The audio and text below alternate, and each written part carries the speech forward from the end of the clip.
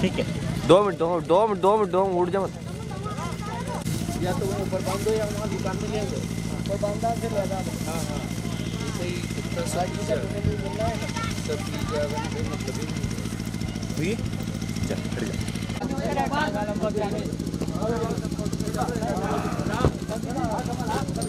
तो वापस देखो सामने कोई कोई क्या आँखी बंद है। कर दो एक आध फोटो वहीं को वो ऐड कैसे आ गई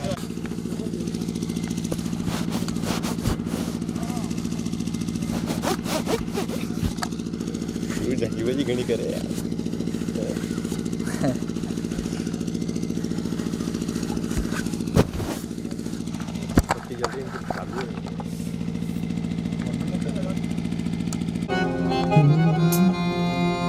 तो आइए एक छोटा सा भजन जिसके बोल हैं, हमने आंगन नहीं बुआरा कैसे आएंगे भगवान। जिस प्रकार कोई त्योहार होता है या कोई अतिथि हमारे घर आते हैं और हम घर को साफ करते हैं, साफ सफाई में लग जाते हैं, तो अतिथि कैसे आएंगे भगवान।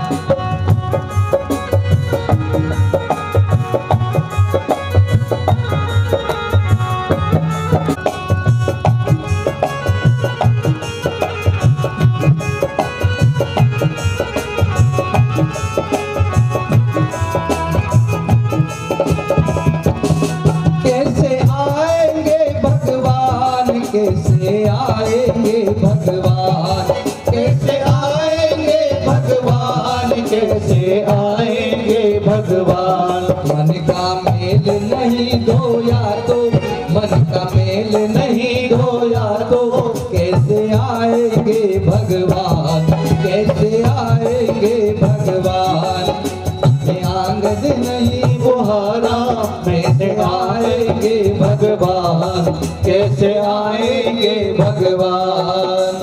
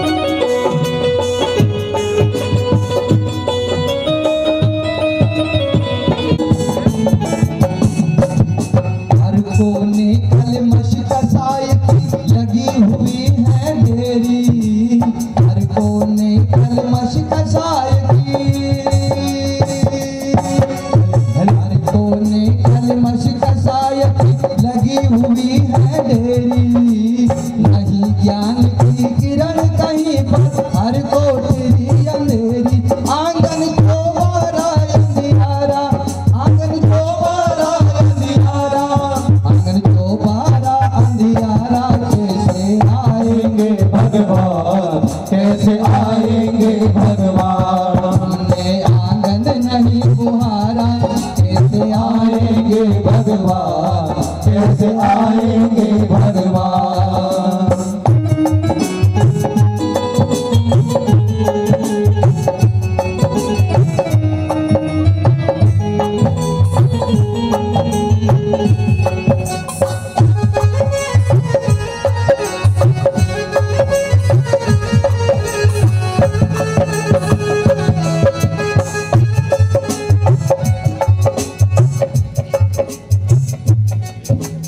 हृदय हमारा पिघल न पाया जब देखा दुखियारा, जब देखा दुखियारा, जब देखा दुखियारा।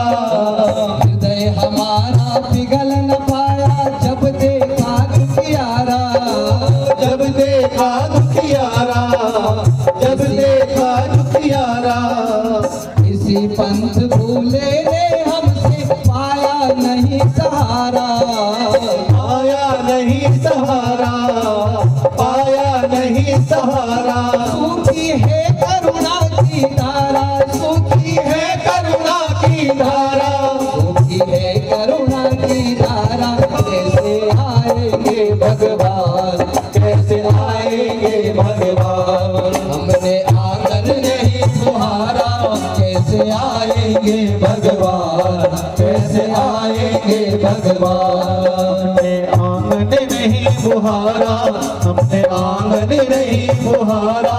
कैसे आएंगे भगवान, कैसे आएंगे भगवान।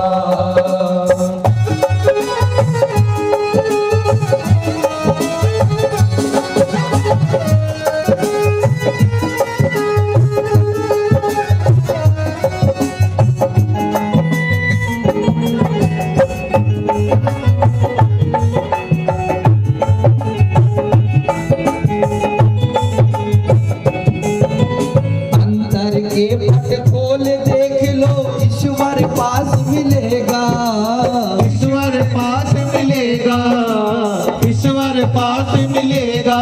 ओ हर प्राणी में ही परमेश्वर का आभास मिलेगा, का आभास मिलेगा, का आभास मिलेगा। सच्चे मन से नहीं पुकारा, सच्चे मन से नहीं पुकारा, सच्चे मन से नहीं पुकारा। कैसे आएंगे भगवान, कैसे आएंगे भगवान। हमने आंगन नहीं बुहारा, कैसे आएंगे भगवान, कैसे आएंगे भगवान। आंगन नहीं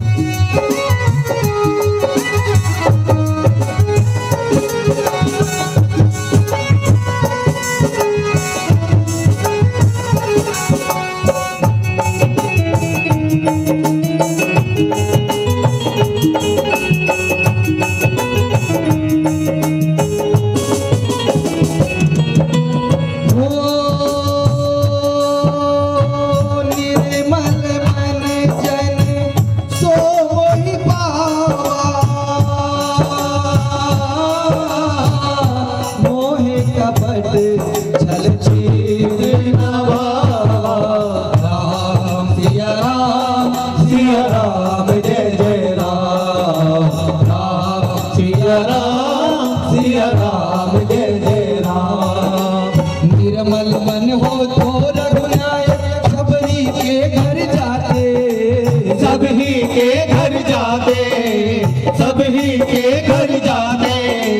श्याम सूर्य की बाह पकड़ कर शाक विदुर घर खाते, साग विदुर घर खाते, साग विदुर घर के भगवान।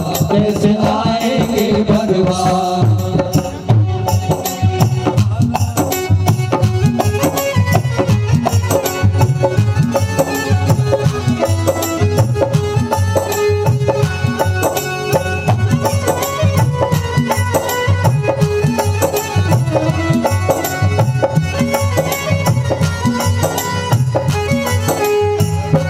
हमने आंगन नहीं बुहारा, कैसे आएंगे भगवान, कैसे आएंगे भगवान। हमने आंगन नहीं बुहारा, कैसे आएंगे भगवान, कैसे आएंगे भगवान। मन का मेल अगर धोया तो, मन का मेल अगर धोया तो, मन का मेल अगर धोया तो दौड़े आएंगे भगवान, दौड़ आएंगे भगवान, दौड़ आएंगे भगवान, दौड़ आएंगे भगवान, दौड़े आएंगे भगवान, दौड़ आएंगे भगवान, दौड़ आएंगे भगवान, दौड़ आएंगे भगवान, दौड़ आएंगे भगवान, दौड़ आएंगे भगवान। तट छूना भी मुश्किल था, ना दिखे कोई केवैया। तट छूना भी मुश्किल था, ना दिखे कोई केवैया। तू लहर बना सागर को मेरी नाव किनारे लाया। तू लहर बना सागर को मेरी नाव किनारे लाया। तेरी दया को मैंने पाया, तेरी कृपा को मैंने पाया। तेरी दया को मैंने पाया, तेरी कृपा को मैंने पाया। तेरे नाम का सुमिरन करके मेरे मन में सुख भर आया। तेरे नाम का सुमिरन करके मेरे मन में सुख भर आया।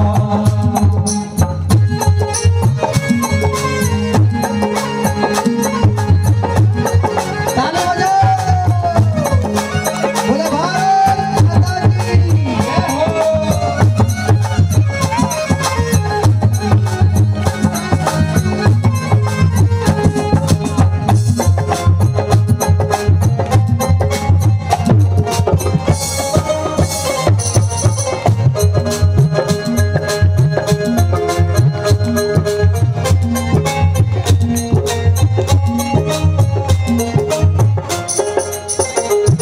तू संग में पानी से मेरे ये लेना देख न पाए।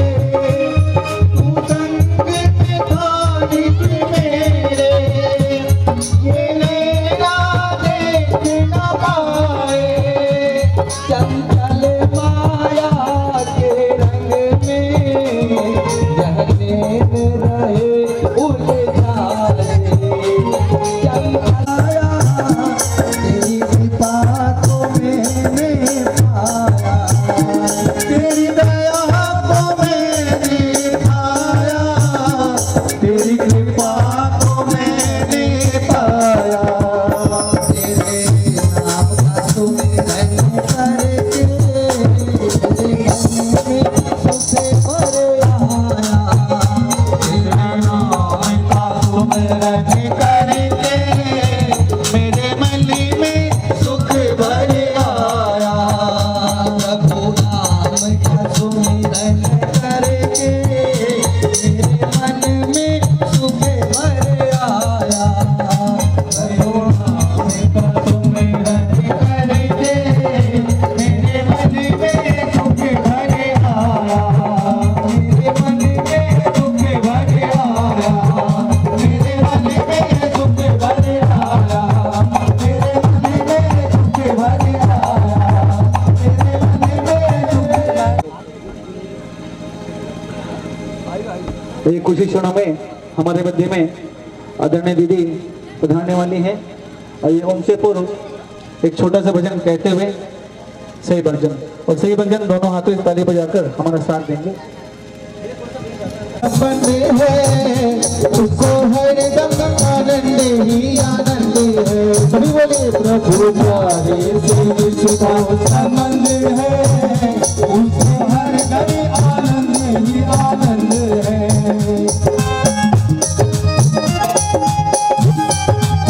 दोनों हाथ उठा के तालियां बजाइए। किनारा ओ झूठी ममता से करके किनारा, झूठी ममता से करके किनारा। ओ लेके सच्चे प्रभु का सहारा, ओ लेके सच्चे प्रभु का सहारा। ओ झूठी ममता से करके किनारा, ओ लेके सच्चे प्रभु का सहारा।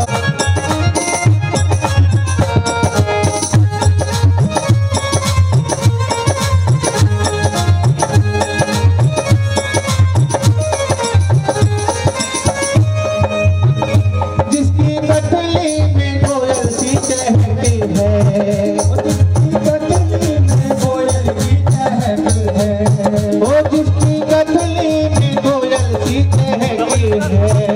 जिसकी कटली में कोयल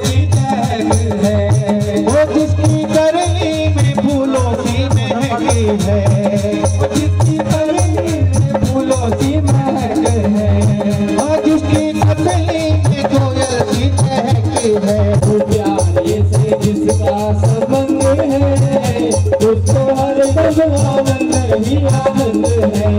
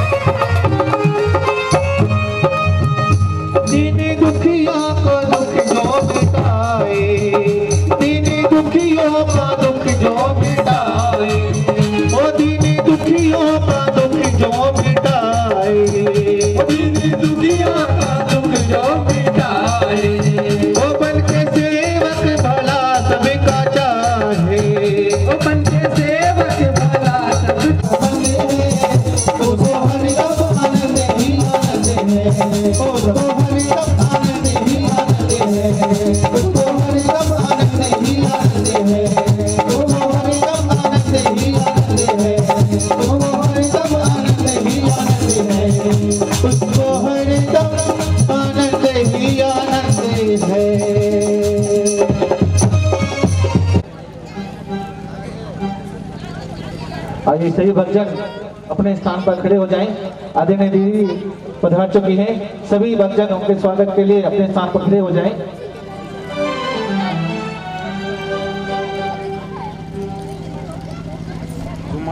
जो बाहर इधर उधर खड़े जल्दी से आ जाए।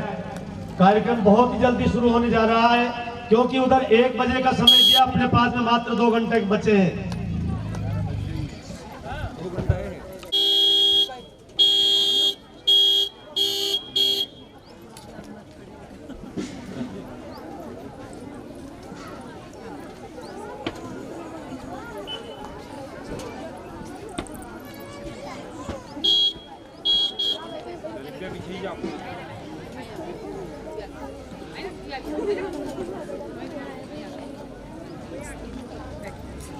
बैठ जाए सभी लोग, नीचे बैठ जाइए। आप साफा बांध करके स्वागत करेंगे। 1 मिनट रुक जाओ। आभा उच्छ्वास से हमारे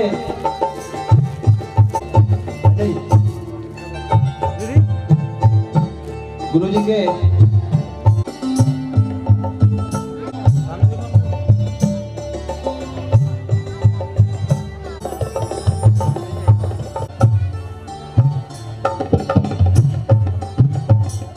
साथियों, ये हम सभी के लिए बड़े ही गर्व और गौरव की बात है। ध्यान रहे, कोई भी ऐसा नहीं बार बार के नहीं जाना, और जो भी इधर उधर घूम रहे हैं उनसे भी मेरा निवेदन है कि आप इधर आ जाएं, किसी प्रकार का कोई भी डिस्टरबेंस ना करें। तो आइए, स्वागत के इस क्रम को ज्यादा नहीं लेते हुए आज की कथा। बोलिए सत्य सनातन वैदिक धर्म की, बोलिए मर्यादा पुरुषोत्तम श्री रामचंद्र जी महाराज की, बोलिए योगीराज श्री कृष्ण चंद्र जी महाराज की, बोलिए युग प्रवर्तक महर्षि दयानंद जी महाराज की, बोलिए यज्ञ भगवान की जय, बोलिए वेद भगवान की जय। आइए सभी सीधे होकर के बैठे और पवित्र पावन गायत्री सावित्री मंत्र का उच्चारण करें। सभी बोले विष्णु कर्माणि पश्यतु यतो वृतानि पश्पशे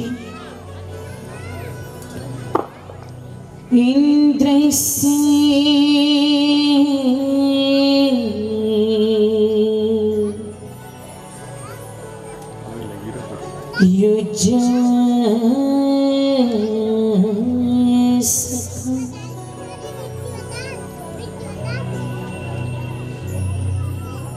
ॐ त्वमग्ने यज्ञान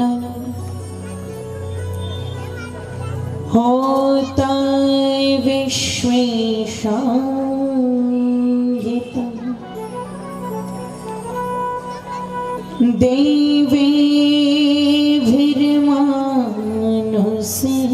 देवेभिर्मानुषीजन्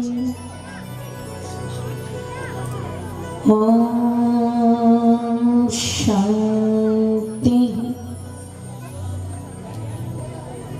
शान्ति शान्ति।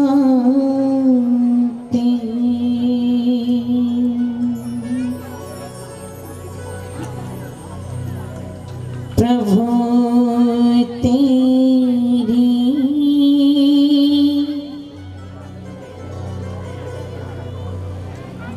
शरण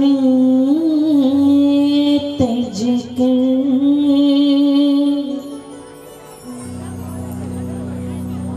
शरण पाने कहाँ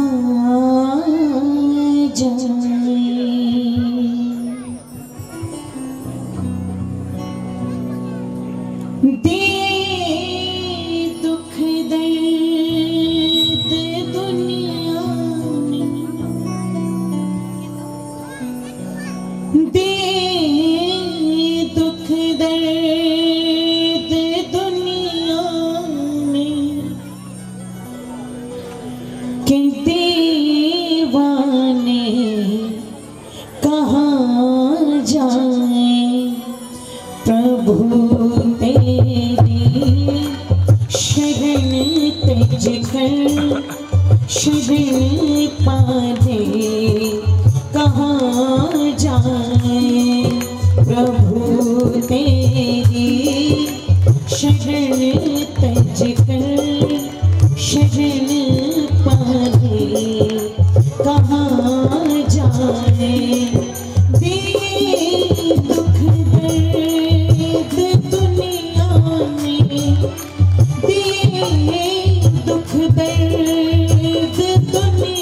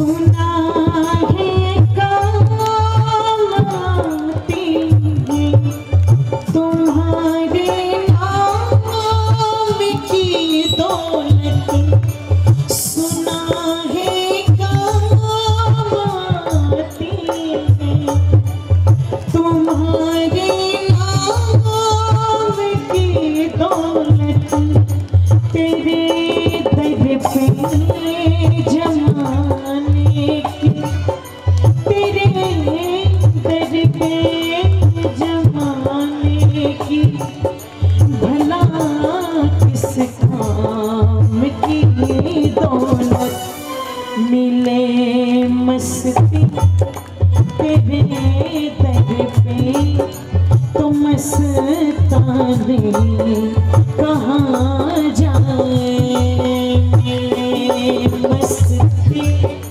तेरे दर पे तो मस्ताने कहाँ जाए, दिए दुख दर्द दुनिया में, दिए दुख दर्द दुनिया में, तो दीवाने कहाँ जाए, प्रभु तेरी शरण तज कर शरण पाने कहाँ जाए, प्रभु तेरी शरण तज कर शरण पाने कहाँ जाए।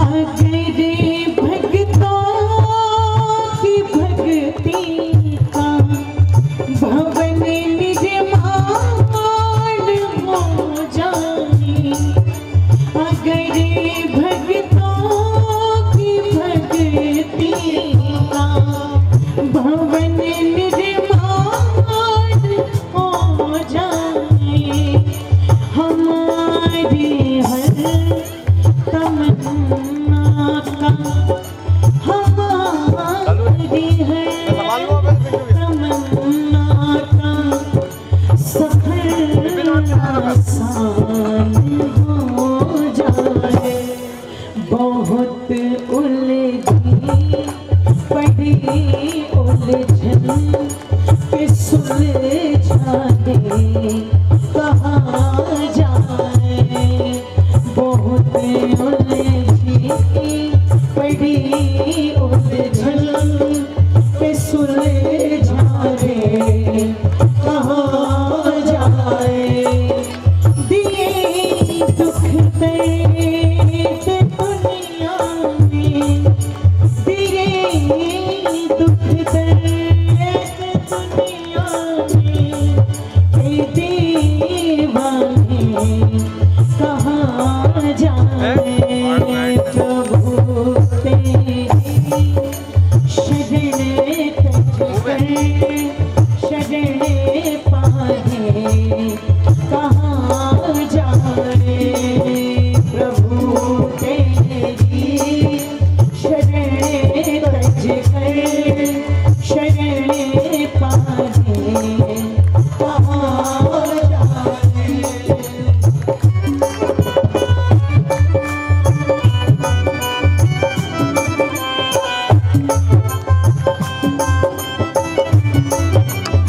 मोबाइल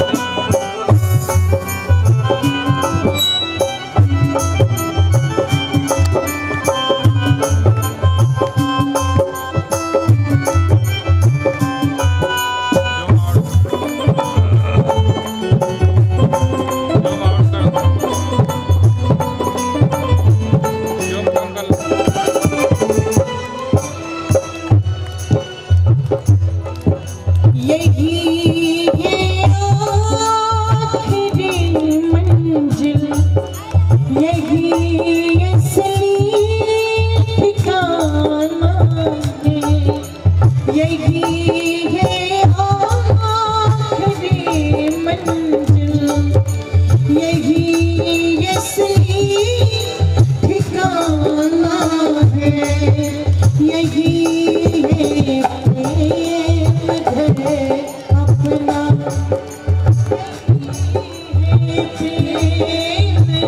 घर अपना, यही खाना खिलाना है। पथिक तेरी उपासक है, भजन गाहे कहाँ जाए। पथिक तेरे उपासक है, भजन गाहे कहाँ जाए। दिए दुख दर्द दुनिया में, दिए दुख दर्द दुनिया में, ये दीवाने कहाँ जाए। प्रभु तेरी शरण तक शरण पाए कहाँ जाए। प्रभु तेरी शरण तक शरण पाए कहाँ जाए। शरण पाए कहाँ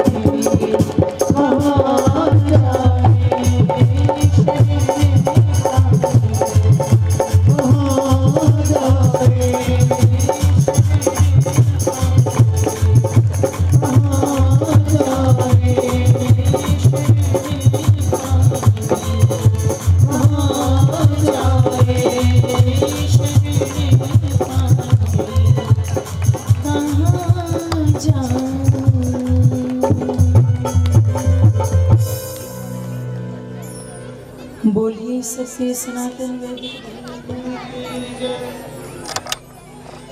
बोलिए मर्यादा पुरुषोत्तम श्री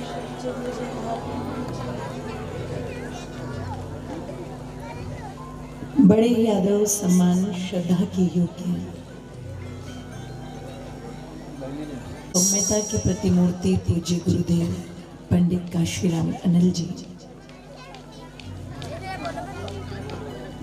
उन्हीं की बराबर में बैठे हुए सरलता और सौम्यता की प्रतिमूर्ति पूज्य गुरुवर श्रद्धेय पंडित मांगेलाल जी, बहुत ही आदर और सम्मान श्रद्धा के योग्य हैं। बहुत तपोनिष्ठ आदरणीय सरदार सिंह भगत जी, बहुत ही आदर और सम्मान श्रद्धा के योग्य हैं। आदरणीय भ्राता प्रहलाद जी,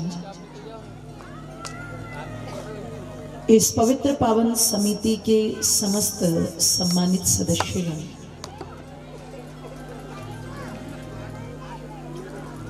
बाहर के विभिन्न संगठनों से पधारे समस्त सम्मानित धर्मनिष्ठ महानुभाव,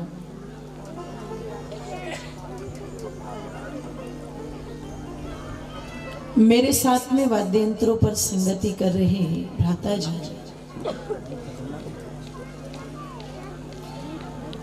इस पवित्र पावन सभागार में उपस्थित सभी धर्मनिष्ठ महानुभाव,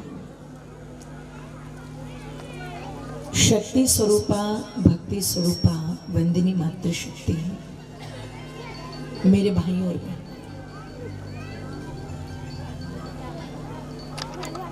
परमपिता परमेश्वर की महती अनुकंपा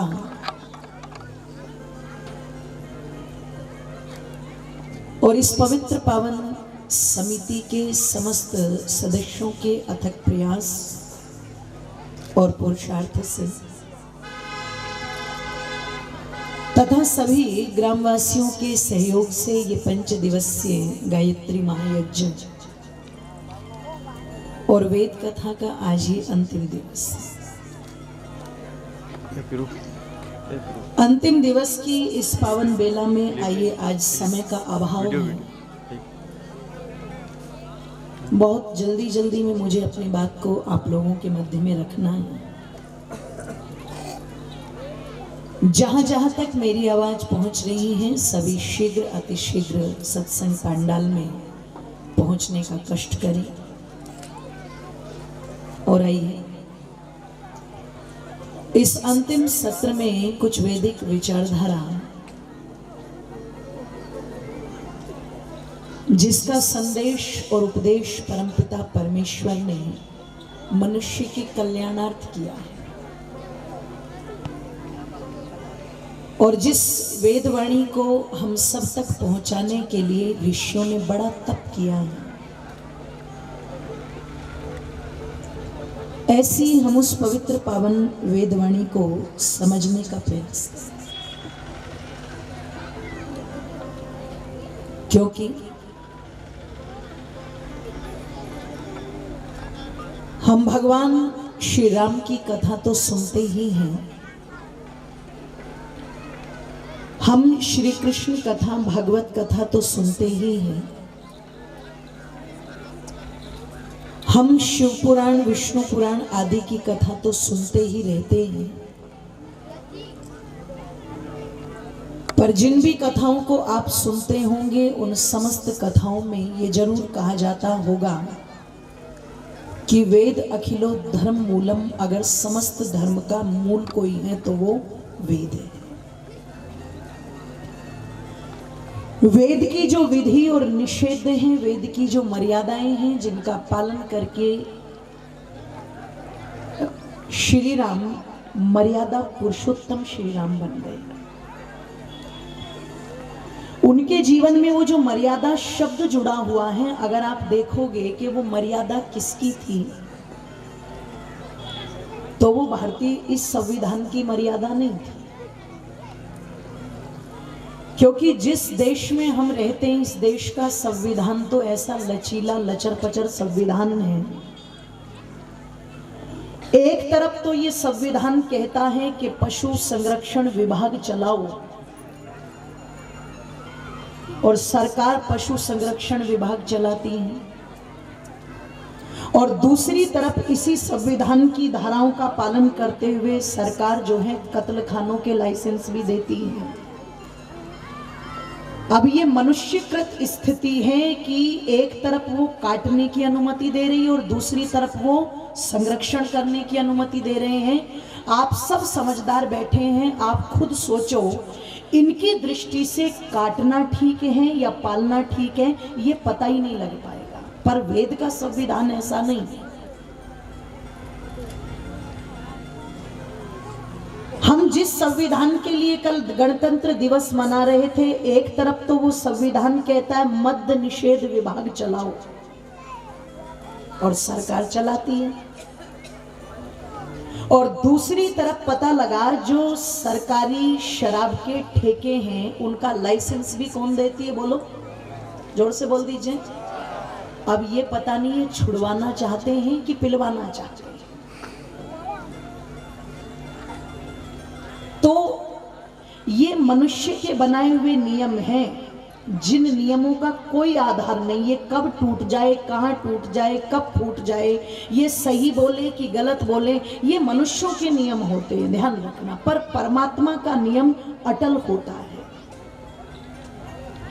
और परमात्मा के नियमों में दोगलापन नहीं होता, ध्यान रखना। परमात्मा के नियमों में यथार्थता होती है, सत्यता होती है, वो सार्वभौमिक होते हैं, वो कहीं बदलते नहीं। ये नहीं कि वेद में एक मंत्र आपको पशुओं को पालने वाला मिलेगा तो दूसरा मंत्र काटने वाला मिलेगा, बिल्कुल नहीं। प्रत्येक मंत्र में यही बताया गया है कि जीवों पर दया का भाव रखो, उनको संरक्षण प्रदान करो। कोई भी मंत्र पशुओं के काटने का समर्थन नहीं करता है। अब तुम अपनी इच्छाओं के लिए और ढोंगी और पाखंडियों के चक्कर में आकर के और बकरों की गर्दन काट करके सोचो कि तुम पर देवता प्रसन्न हो जाएंगे और तुम्हारी मनोकामना पूरी कर देंगे, तो ये केवल और केवल आपका भ्रम है, ध्यान रखना। जिस परमात्मा ने मुझे बनाया, जिस परमात्मा ने आपको बनाया मेरी माताओं बंधुओं, उसी परमात्मा ने समस्त पशु पक्षियों को बनाया। और अगर हम सबका बनाने वाला वो परमेश्वर एक है, तो जरा चिंतन कर लो, वो एक पिता एक पुत्र को कैसे आदेश देगा कि तुम दूसरे की गर्दन काटो तो मैं खुश हो जाऊंगा।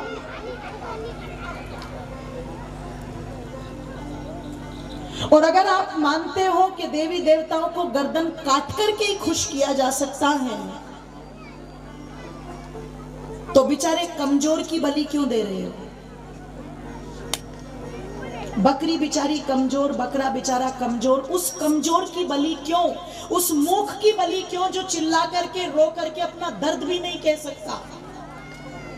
उसकी बलि क्यों जो बेचारा पहले ही भोग योनि में बंधा पड़ा है, तुम्हारे खिलाफ कोई एफआईआर नहीं कर सकता, कोई रिपोर्ट दर्ज नहीं करा सकता, अपने आप को बचाने के लिए तुम पर कोई ताकत नहीं दिखा सकता, ऐसे कमजोर की बलि क्यों? अगर तुम में ताकत है और तुमने अपनी माँ का दूध पिया है, तो शेर की बलि दे करके दिखाओ ना एक बार। 2 शेर की बलियां, और शेर की बलि क्यों? अपनी ही गर्दन काट करके एक बार देवी देवताओं को चढ़ा दो तो वो ज्यादा खुश हो जाएंगे। पर चिंतन करना कि समाज के अंदर कितनी ये भ्रांति है, कितनी बड़ी, कि अपनी इच्छा पूर्ति के लिए, अपनी मंगल कामनाओं को पूरी करने के लिए मूक प्राणियों की बलि, उनकी गर्दन काट करके देवी देवताओं पर चढ़ाते। ध्यान रखना, देवी देवता कोई भी नहीं खाते, क्योंकि देवता लेने वाले को नहीं कहा जाता, देवता कहा जाता है देने वाले को। दीपनात्वा द्योतनात्वा दानात्वा, जो हमें देते हैं, प्रकाशित करते हैं, कल्याण करते हैं, वो देवता हैं, उन्हें देवता कहा जाता है। और देवता कभी किसी की बलि नहीं मांगता। ध्यान रखना, ये बलि का टंटा उन लोगों ने चलाया जिनको मांस खाना था। अब डायरेक्ट खाएंगे तो लोग कुछ ना कुछ तो कहेंगे जरूर, तो उन्होंने ये चीजें किसके नाम पर जोड़ दी? देवताओं के नाम। चालाक भी तो बहुत है ना लोग। जिनको भांग पीनी थी उन्होंने भांग शिव जी के नाम पर जोड़ दी। अब वो भांग पी रहे हैं तो ये नहीं कहते कि मैं भांग पी रहा हूं, 1 नंबर का नशेड़ी हूं। वो क्या कहते हैं? तो भोले का। जोर से बोलो। जिसको मांस खाना था उसने काली माँ के नाम पर जोड़ दिया, बोले ये तो काली माँ का प्रसाद है। जिसको माखन अच्छा लगता था उसने कृष्ण के नाम पर जोड़ दिया। जिसको लड्डू अच्छे लगते थे उसने लड्डू गोपाल बना लिए।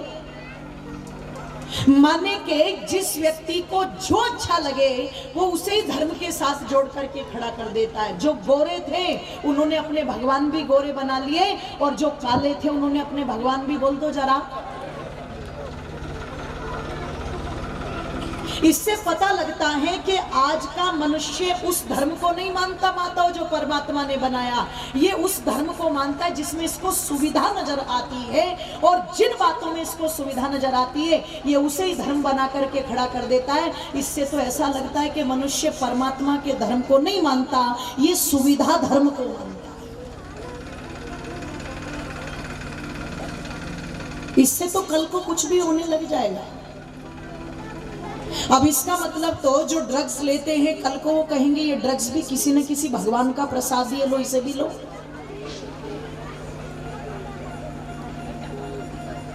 लोग धर्म को जानते ही नहीं कि धर्म है क्या।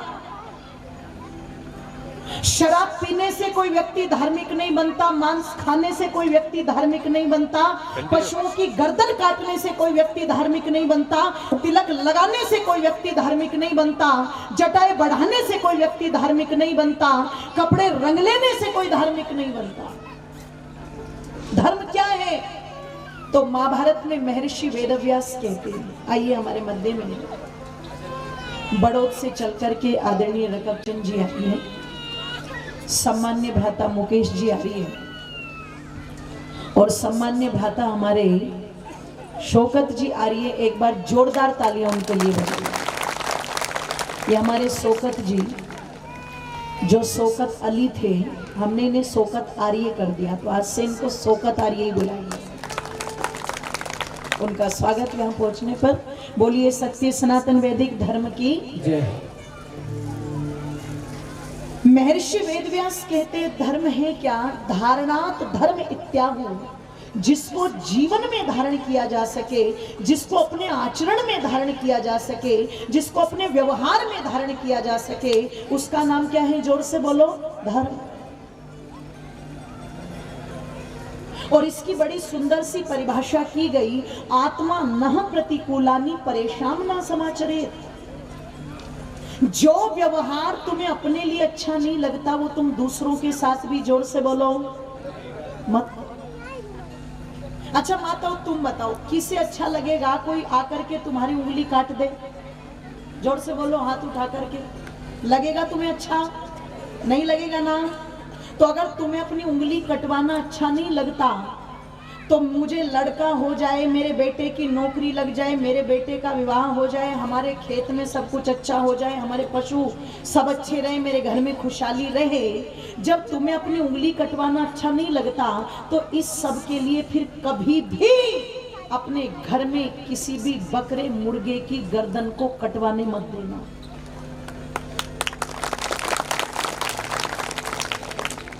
क्योंकि किसी को दुख दे करके तुम अपने लिए खुशी प्राप्त नहीं कर सकते। हाँ, जो कष्ट तुमने किसी को दिया, उससे तुम आगे के लिए ऐसा कर्म अपना जरूर बना रहे हो जिसका भविष्य में परिणाम बहुत दुख रूप में तुम्हें भोगना पड़ेगा।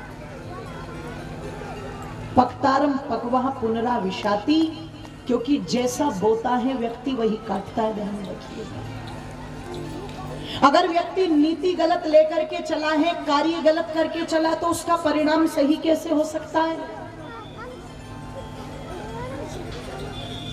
आपको अच्छा नहीं लगता आपके घर की बहन बेटियों को कोई गलत दृष्टि से देखे, तो तुम भी किसी की बहन बेटी पर गलत दृष्टि मत रखना।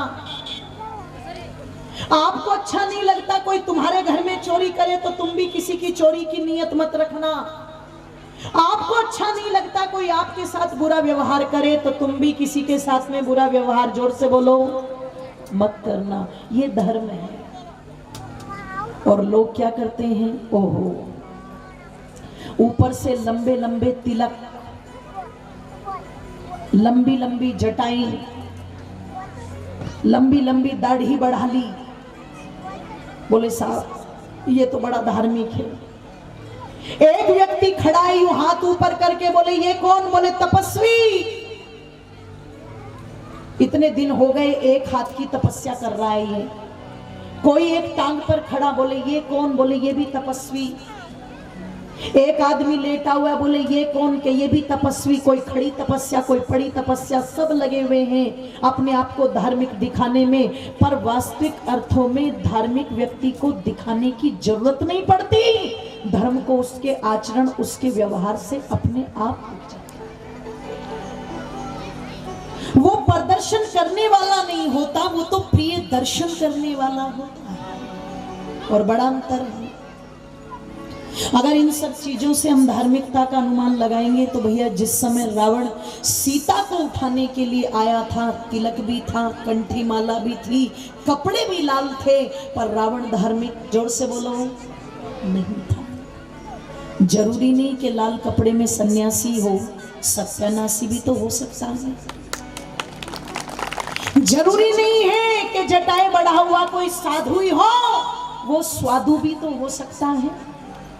और आजकल तो लोग 4 मीटर कपड़ा ज्यादातर खरीदी इसीलिए लेते हैं कि लोग इस कपड़े को देख करके रोटी दे देते हैं, दक्षिणा दे देते हैं। ट्रेन में टिकट नहीं लेना पड़ता है, इसलिए भी 4 मीटर कपड़ा लाल खरीद लेते हैं। पर इतना आसान नहीं है साधु सन्यासी बनना, धार्मिक बनना। उसके लिए अपने आप को, अपने आचरण को तपाना पड़ता है। बस जीवन के अंदर जिस दिन आपने ये समझ लिया, उस दिन धर्म के नाम पर कोई तुर्की टोपी पहन करके नहीं लड़ेगा। उस दिन धर्म के नाम पर कोई जिहादी बनकर के नहीं लड़ेगा। उस दिन धर्म के नाम पर कोई जबरदस्ती लालच देकर के तुम्हें धर्म परिवर्तित करने के लिए विवश नहीं करेगा। निवेदन कर दूं आप लोगों के सामने, आज जो जबरदस्ती योजनाबद्ध तरीके से किसी को मुसलमान बनाने की योजना बना रहे, किसी को ईसाई बनाने की योजना बना रहे, किसी को जैन बनाने की योजना बना रहे, किसी को बौद्धिस्ट बनाने की योजना बना रहे, किसी को यहूदी बनाने की योजना, तो किसी को पारसी बनाने की योजना। मैं निवेदन कर दूं, धर्म तो एक ही बात कहता है। अरे अगर तुम सच्चे अर्थों में धार्मिक हो तो हिंदू, मुसलमान, सिख, ईसाई के पचड़ों में मत पड़ो, तुम केवल और केवल मानव बन जाओ, क्योंकि मानव धर्म सबसे बड़ा है। इसलिए जो मैं कह रही थी ना माताओं कि तुम बहुत सारी कथाएं सुनते हो, पर वेद कथा वो कथा है कि जिस कथा के माध्यम से ये कहा जाता है, वेद माता कहती है तुम हिंदू मत बनो, तुम ईसाई मत बनो, तुम जैनी मत बनो, तुम यहूदी मत बनो, तुम पारसी मत बनो, तुम सिख मत बनो, अपितु मनुर्भव जनिया दैव्यम जन्म, तुम मनुष्य बनो और दूसरों को बनाने का काम करो। और अगर प्रत्येक व्यक्ति मनुष्य बन जाए तो बोलो कोई झगड़ा रहेगा क्या? जोर से बोलो। झगड़ा किसका है? हिंदू मुसलमान का। झगड़ा किसका है? सिख ईसाई का। झगड़ा किसका? बोल दो जरा। यहूदी पारसी का। मनुष्य का मनुष्य से कोई झगड़ा नहीं। ये सब मत संप्रदायों के झगड़े। धर्म का आपस में कोई झगड़ा नहीं है, ध्यान रखना। ये सब झगड़े केवल और केवल संप्रदायों के हैं। इसलिए वेद कहता है संप्रदायवादी बनोगे तो लड़ोगे, पर धार्मिक बनोगे तो जुड़ोगे, क्योंकि धर्म तोड़ने की शिक्षा नहीं देता, धर्म तो बोल दो जरा जोड़ने की शिक्षा देता है। जब तक इस देश के अंदर लोग धर्म का पालन करते रहे तब तक वो एक जगह जुड़ करके रहे, और जब इस देश के लोगों ने धर्म का त्याग करके मत संप्रदायों को अपनाना शुरू कर दिया तो क्या हुआ? आज बुरे हाल में दुनिया है,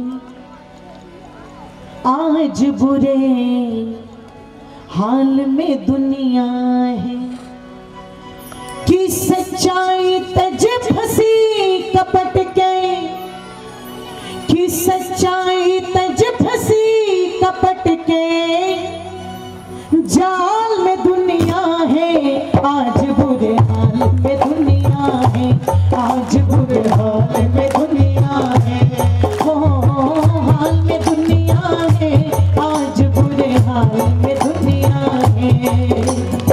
सच्चाई तज फंसी कपट के, सच्चाई तज फंसी कपट के, जाल में दुनिया है,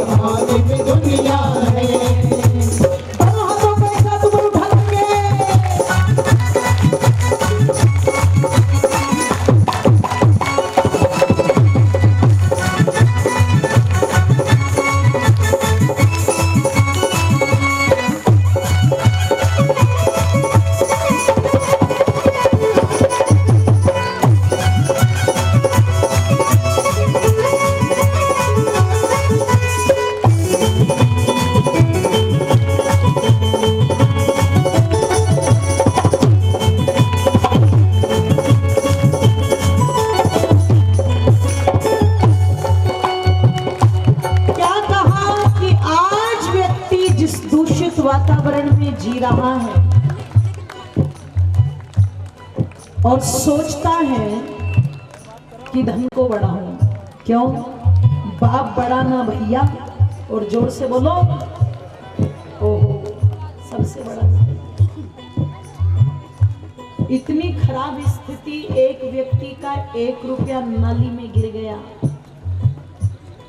गले में यज्ञोपवीत, माथे पर तिलक, पीछे चोटी, धोती, कुर्ता,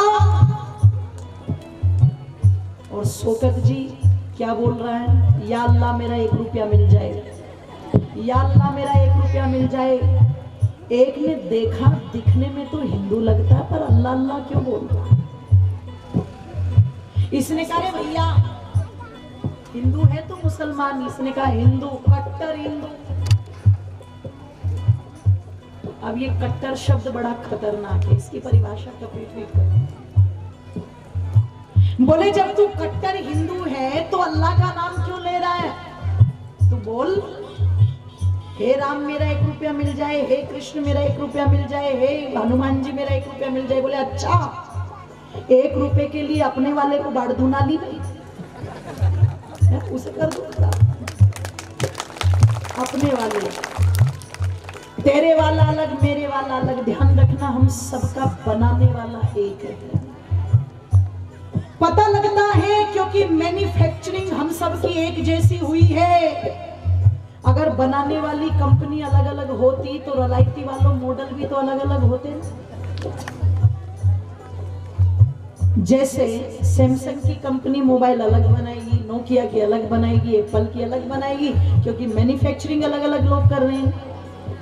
पर हम जितने भी हैं भूमंडल पर, ये मनुष्य, इन सब की मैन्युफैक्चरिंग करने वाला परमात्मा एक है। क्यों? आंखें सबकी यही, नाक सबकी यही, मुंह सबका यही, कान सबके यही। अगर होते भगवान अलग अलग तो हिंदुओं का भगवान कहता जहां मुसलमान वालों ने आंखें लगा दी मैं तो लगाऊंगा, मैं तो अलग जगह लगाऊंगा। कुछ तो अंतर दिखाता,